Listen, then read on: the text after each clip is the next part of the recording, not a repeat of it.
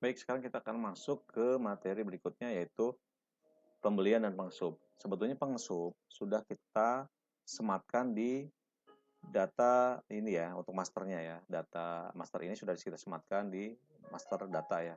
Tapi kita siapkan juga di keuangan. Jika memang data pengesupnya ternyata baru misalnya pengesupnya.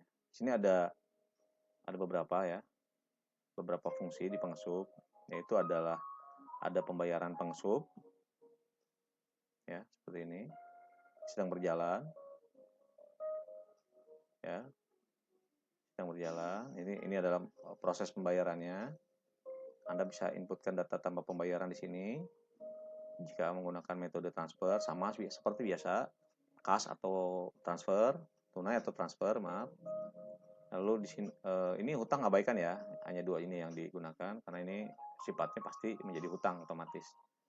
Tunai misalkan pilih kode rekeningnya berapa, ya kan, misalnya piutang lain-lain atau apa, sesuaikan saja, klik simpan, maka akan tersimpan di bawah sini ya, akan tersimpan di bawah sini dan statusnya langsung approve.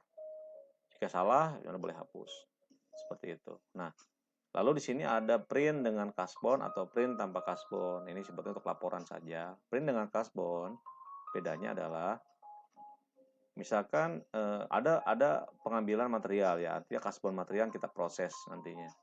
Nah, otomatis kasbon material ini akan muncul di sini, akan terlihat lah di sini. Beda dengan yang satunya. Satunya itu tanpa kasbon. Nilai kasbonnya tetap dihitung, cuman kita sembunyikan di dalam nilai pada store. Jadi langsung dikurangi nilai kasbon secara proporsional ya, artinya secara merata. Jadi dari nilainya itu akan dihitung. Nilainya kan sama dengan print kasbon ya, nilai akhirnya kan sama 2,2. Sini pun sama 2,2 ya. Data pembayarannya ya, ini kan ada, misalnya parsial akan muncul di sini. Itu adalah laporannya. Anda boleh print di sini untuk melakukan print seperti itu. Nah, jika tampilan seperti ini Anda boleh setting ya. Setting misalnya di sini portrait, di sininya kita adjusting lagi. Ini 120 kita kurangin menjadi 90, maka akan adjusting seperti ini. Bisa kurang lagi, kita akan kurangi lagi misalnya 70. Sorry, 70. Ini pengaturan di sini ya. Jadi manual kita lakukan pengaturan jika memang kurang tepat.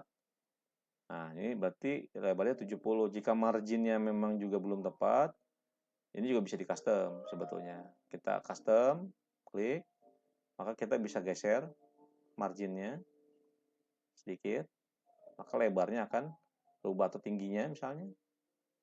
Nah, seperti itu ya. Nah, biar pas. Oke, nah tinggal lakukan save. Nah, ini menjadi PDF atau bisa lakukan print. Kebetulan saya tidak ada mesin print ya. Nah, sini ada mesin print nih.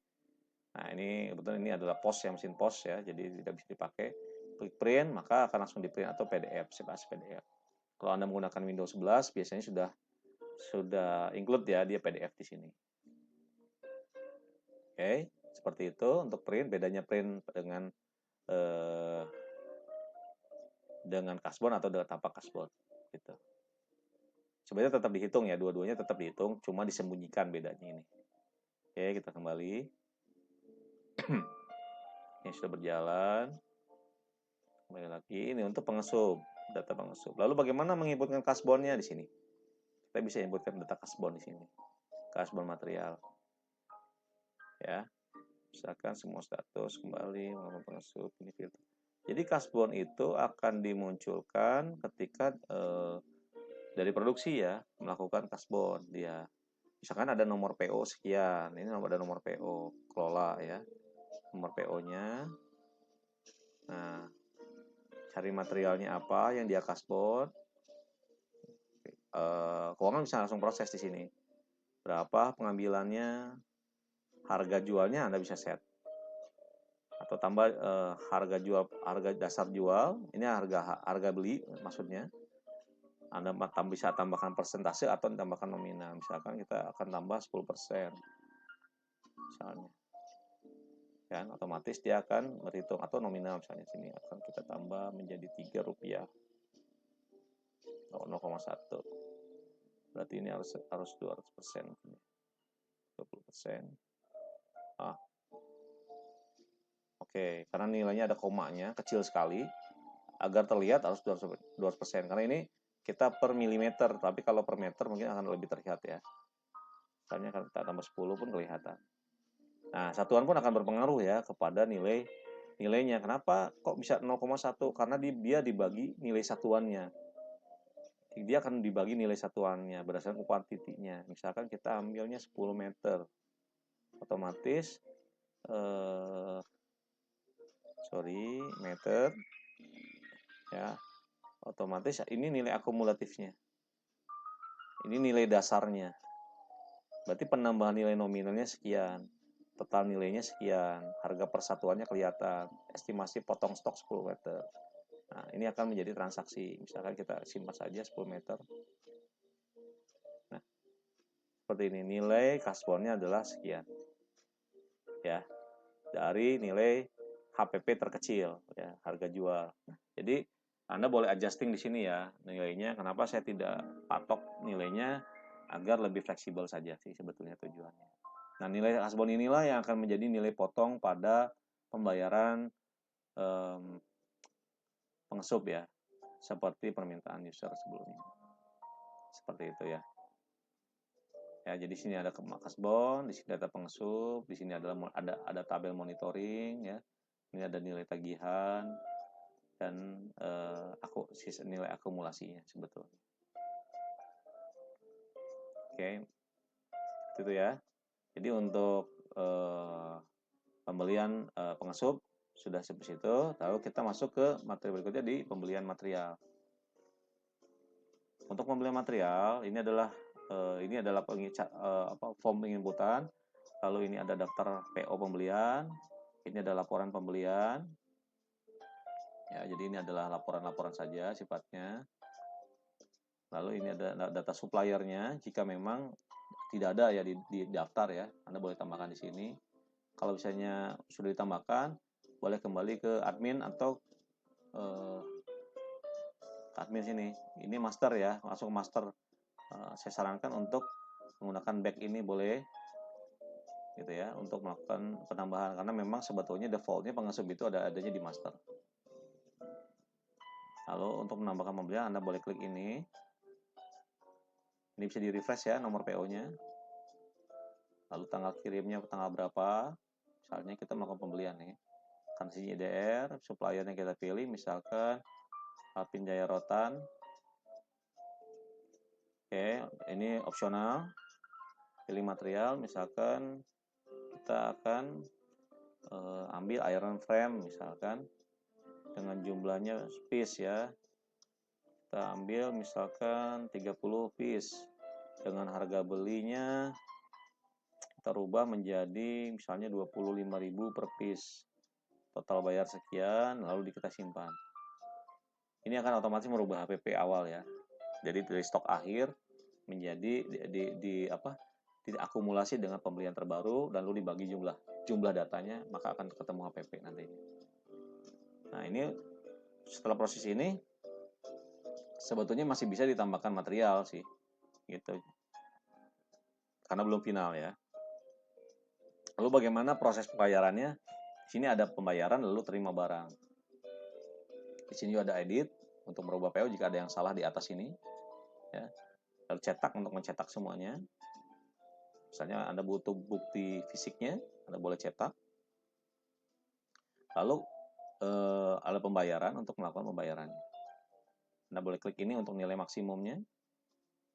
Beban pembelian material, sumber pembayarannya adalah misalnya cash.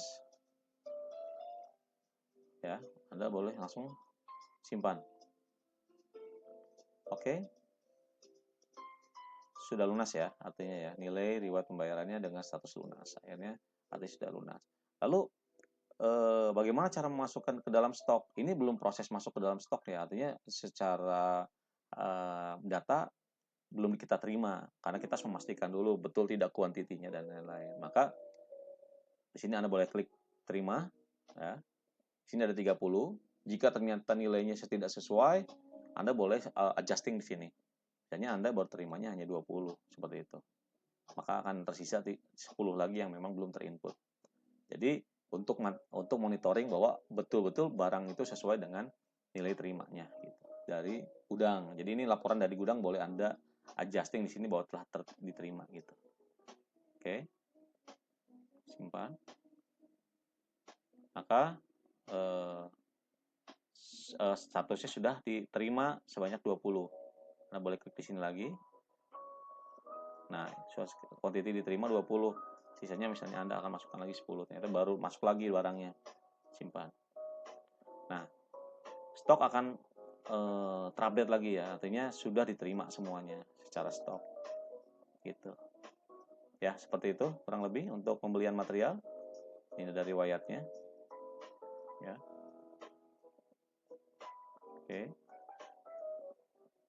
Dari daftar data tadi yang sudah kita inputkan, Alvin Jairotan, satu item. Ya, ini untuk cetak. Jadi bisa dari depan juga ya. Jadi saya sangat berharap ini sistem menjadi fleksibel sekali gitu untuk user. Oke, seperti itu. Oke, kita langsung lanjut ke transaksi keuangan saja ya, biar lebih singkat. Lalu sini ada pemasukan. Ini sebetulnya hanya data aja. Bahwa ternyata ada data pemasukan ini dari mana saja gitu. Ada mau dari hutang, ada dari hutang lancar. Ini riwayat ya, artinya ada riwayat. Oke. Lalu ini ada pengeluaran. Nah, kalau pengeluaran bedanya dia bisa melakukan pengeluaran sebagai pengeluaran langsung ya, artinya tidak perlu dari formnya. Kalau pemasukan hanya laporan bentuknya. Kalau ini Anda bisa melakukan pengeluaran langsung di sini. Di sini sebetulnya pengeluaran operasional ya, operasional pusat artinya.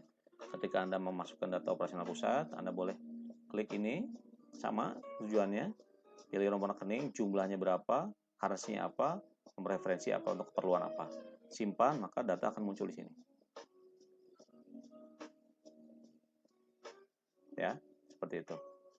Nah, untuk data yang terkunci seperti ini, biasanya itu dari data-data yang memang sudah terkunci ya, artinya sumbernya data informasi bukan dari input dari form ini. Jadi dari input dari form luar, artinya tidak boleh dihapus karena dia memiliki riwayat. Saran saya untuk tidak menghapus selain yang ada di input sini ya, input dalam form ini. Seperti itu, makanya saya kunci seperti ini. Oke. Itu ya. Ini bisa di sort semua cabang atau global, cabang satu saja bisa, atau cabang 2 bisa. Jika di cabang pun ada pengeluaran, akan terakumulatif di sini datanya. Seperti itu. Kembali. Lalu ada bank transaksi, ini juga hanya laporan saja sifatnya. Oke, itu saja. Mungkin kita akan lanjutkan ke sesi berikutnya. Sesi berikutnya itu kita akan lari ke laporan ya. Penjualan dan pendapatan. Oke, kita akan lanjutkan di sesi berikutnya.